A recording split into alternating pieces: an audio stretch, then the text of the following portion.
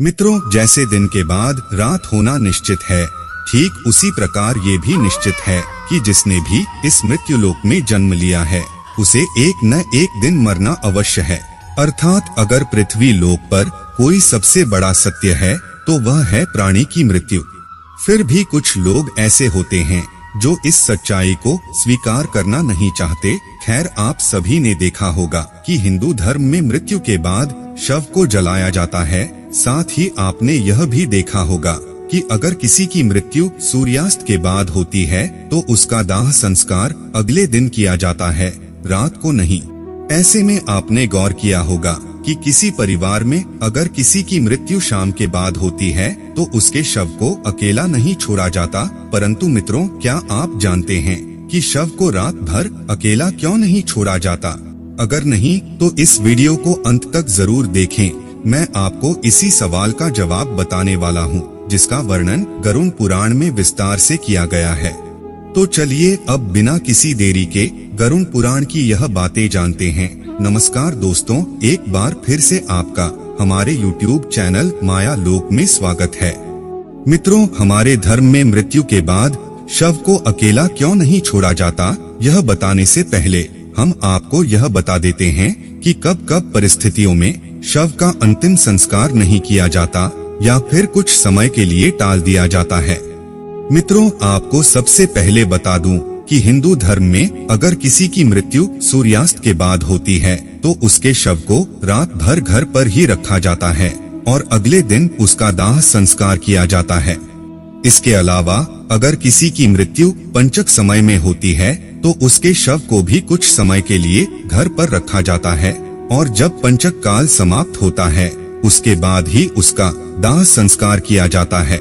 क्योंकि गरुड़ पुराण में बताया गया है कि अगर सूर्यास्त के बाद अथवा पंचक समय में किसी मृत शरीर का दाह संस्कार किया जाए तो उसे मोक्ष की प्राप्ति नहीं होती। इसीलिए अगर कोई रात में मर जाए तो ऐसी स्थिति में लाश को लेकर शमशान घाट नहीं जाते और लाश को घर पर ही रखा जाता है।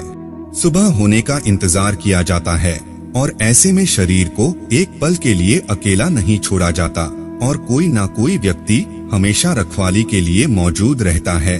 मृत शरीर को अकेला नहीं छोड़ने का सबसे बड़ा कारण है कि अगर शव को अकेला छोड़ दिया जाए तो हो सकता है कि कुत्ते, बिल्ली जैसे जानवर उसे नोच खा जाए। अगर गरुड़ पुराण की माने तो ऐसे में मृत आत्मा को भी यमलोक की मार्ग में ऐसे ही यातनाएं सहनी पड़ती है। साथ ही ऐसा भी माना जाता है कि अगर शव को अकेला छोड़ दिया जाए तो उससे गंध आने लगती है। ऐसे में जरूरी हो जाता है कि वहाँ कोई ना कोई व्यक्ति जरूर बैठा रहे और धूप या अगरबत्ती शव के चारों तरफ जलाता रहे ताकि शव से आने वाली दुर्गंध चारों ओर न फैले। गरुड़ पुराण के अनुसार भगवान विष्णु गरुड़ जी के पूछने पर कहते हैं, हे पक्षीराज, इन सब के अलावा अगर किसी की मृत्यु हो जाती है और उसकी कोई भी संतान नहीं है, ऐसे समय पर भी शव को घर पर रखा जा सकता है जब तक कि उसका पुत्र या फिर पुत्री ना आ जाए। क्योंकि जब खुद की संतान मृत शरीर को मुखाग्नि नहीं दे देती तब तक उसका उद्धार नहीं हो पाता और इसी मृत्युलोक में भटकता रहता है।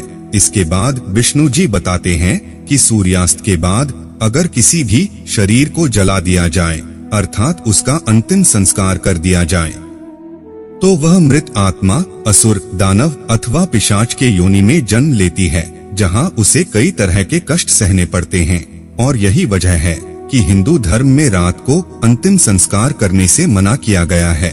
आगे विष्णु जी बताते हैं कि अगर रात में मृत शरीर को अकेला छोड़ दिया जाए तो उस शरीर में आसपास भटक रही दूर आत्माएं प्रवेश कर जाती है, जिससे मृतक के साथ साथ उसके परिजनों को भी कई तरह के कष्ट भोगने पड़ते हैं।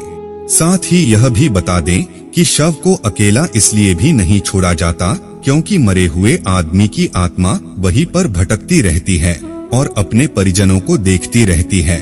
कहा जाता है कि इंसान की मौत के बाद शरीर आत्मा से खाली हो जाता है और इसी वजह से शरीर में कोई बुरी आत्मा का साया अपना अधिकार जमा सकता है।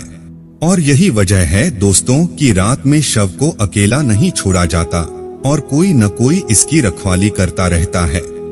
तो मित्रों, इस विषय में आपका क्या ख्याल है, नीचे कमेंट में जरूर बताएं और वीडियो को लाइक करके हमारे चैनल को सब्सक्राइब जरूर कीजिए ताकि ऐसी ही रोचक जानकारी आपको मिलती रहे। वीडियो अंत तक देखने के लिए आपका बहुत बहुत शुक्रिया।